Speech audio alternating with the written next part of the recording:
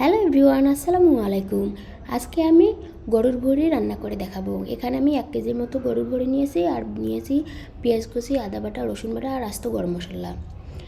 এবার আমি একটি কড়াইয়ের মধ্যে পর্যাপ্ত পরিমাণ তেল দিয়ে দেব। তেলটা গরম হয়ে গেলে পেঁয়াজ কুচি দিয়ে দেব। পেঁয়াজ কুচি হালকা ভাজা হয়ে গেলে আস্ত গরম মশলাগুলো দিয়ে দেব।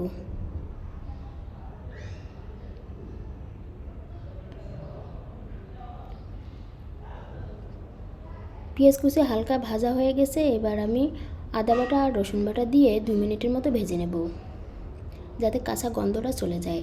2 মিনিট ভাজা হয়ে গেছে। এবার আমি সামান্য একটু পানি দিয়ে হলুদের গুঁড়ো, মরিচের গুঁড়ো, জিরা গুঁড়ো, ধনিয়া গুঁড়ো, লবণ অ্যাড করে মশলাটা ভালো করে কষিয়ে নেব। মশলাটা ভালো করে কষানো হয়ে গেছে। এবার আমি গরুর ভুঁড়িগুলো দিয়ে দেব। গরুর ভুঁড়িগুলো ভালো করে মশলার সাথে মাখিয়ে নিচ্ছি।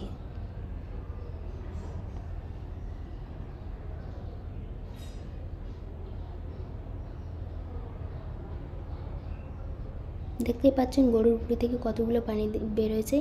এটা দিয়ে আমি ভালো করে কষিয়ে নেব।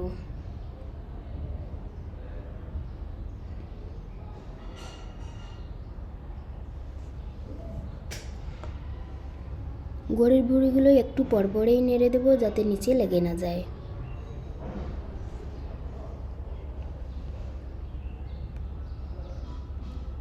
গরুর ভুঁড়ি থেকে যে পানিটা বের হয়েছে একদম শুকিয়ে গেছে। এবার আমি কষানোর জন্য আরেকটু পানি দিয়ে দেব।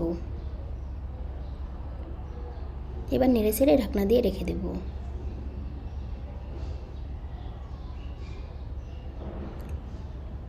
যে পানিটা দিয়েছিলাম ওটা কিন্তু কমে গেছে। এবার আমি আরেকটু পানি দেব কষানোর জন্য।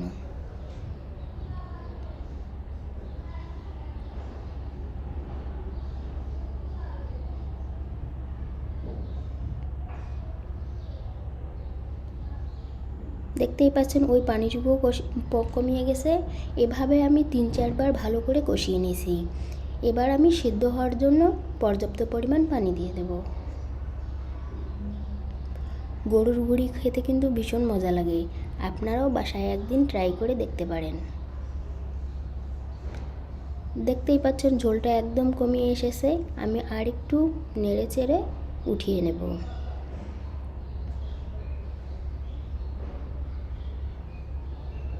গরুর ভুঁড়ি থেকে তেলটা ছেড়ে দিয়েছে। এই পর্যায়ে আমি নেড়ে চেড়ে উঠিয়ে নেব। দেখতেই পাচ্ছেন গরুর ভুঁড়ির কী সুন্দর কালার এসেছে। সবাই ভালো থাকবেন, সুস্থ থাকবেন, আমার জন্য দোয়া করবেন। আর রান্নাটা কেমন হয়েছে অবশ্যই কমেন্টে জানাবেন। আল্লাহ হাফেজ।